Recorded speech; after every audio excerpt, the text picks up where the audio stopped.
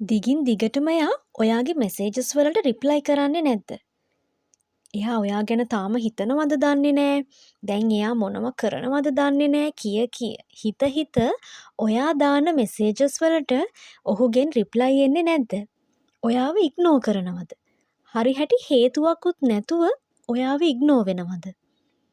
ඉතින් ඔයාව මෙච්චර ඉග්නෝ කරද්දී ආයෙත් මෙසේජ් කර ඔයා ඔප්පු කරන්න හදන්නේ මොකද්ද? ඔයා ඔප්පු කරන්න හදන්නේ ඔයාගේ ආදරේ කොච්චර වටිනවද කියලා, එහෙම නැත්නම් කොච්චර පාරිශුද්ධයි කියලාද ඔයා ඒත්තු ගන්නන්න හදන්නේ. මතක තියාගන්න. ඔහුට ඔයාවවත් ඔයාගේ ආදරයවත් වටිනාකම මතක් කරන එක ඔයාගේ වැඩක් නෙවෙයි. ඒක ටිකක් සැර කතාවක් වුණත් මෙන්න මේ ටික ඔයාට හොඳින් මතක තියාගන්නම වෙනවා. පිරිමි කෙනෙක් ඔයාට කතා කරන්නේ නැත්තේ, මැසේජ් කරන්නේ නැත්තේ, ඔයාව කන්ටැක්ට් කරන්නේ නැත්තේ ඔහුට සරලවම අවශ්‍යතාවයක් නැති නිසායි. ඉතින් කාන්තා ඔබ ඔයාව අමතක වෙන පිරිමියෙක් සමග සිටිය යුතු නැහැ. ඔයා ගැන ඕනකමක් තියෙන පිරිමියෙක් නම් එයා දන්නවා ඔහුට ඔයාව අවශ්‍ය වෙන බව ඔයාට හරි හැටි ඒත්තු ගන්වන්න. A man who wants you will make sure that you know he wants you. ඉතින් අපි හැමදාමත් කියනවා වගේ ආදරයේදී කාන්තා ඔයාවම වෙන කෙනෙක් මත ඩිපෙන්ඩ් කරවගන්නේ නැතුව, ඒ වගේම ඔහු ඔයාට ආදරය අවධානය ලබා දෙනකන් බලන් ඉන්නේ නැතුව ඒ ආදරය ඔයාටම ලබා දෙන්න.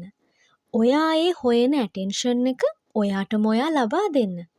මොකද ඔයා වෙතම ඔයාගේ ටයිම්, මනි, එනර්ජි සහ ඉෆර්ට්ස් දීලා ඔයාටම ඔයා ඉන්වෙස්ට් කරන්න පටන් ගත්තට පස්සේ ඔයාගේ ජීවිතේ ඔයා තමයි මේන් කැරක්ටර් එක කියලා තේරුම් ගත්තට පස්සේ අන්න ඊට පස්සේ ඔයාට වැටහෙනවා සතුටින් ඉන්න, සැටිස්ෆයිඩ් විදියට ජීවිතය ගත කරන්න අමුතුවෙන් පිටින් ආදරය හෝ ඇටෙන්ෂන් එක වෙනත් කෙනෙක්ගෙන් ඕනේ වෙන්නේ නැහැ කියලා. මෙහෙම කරන එකෙන් සිද්ධ වෙන අනිත් මැජිකල් දේ තමයි ඔයාටම මෙහෙම ලව්, ඇටෙන්ෂන් දෙන්න ගත්තම ටොක්සික් පාර්ට්නර්ස්ලා නිකම්ම ඈත් වෙලා ගිහින් ඔයාට ජීවිතේ පහසු කරන හොඳ හෙල්ති රිලේෂන්ෂිප්ස් පවත්වන්න පුළුවන් හොඳ ලව් ඇන්ඩ් ලයිෆ් පාර්ට්නර්ස්ලා ඔයාට නිකම්ම ඇට්‍රැක්ට් වෙන එක. ඉතින් මේ දේ ඔයා කරන්න සූදානම් නම් අනිවාර්යෙන්ම yes කියලා කමෙන්ට් එකක් දාන්න අමතක කරන්න එපා. මේ වගේම තවත් වැදගත් කරුණු ඉදිරියටත් අරන් එන බලාපොරොත්තු වෙන්න අදට අපි නවතින්නම්. Wise Advice Lanka YouTube channel එක subscribe කරලා තියාගන්න.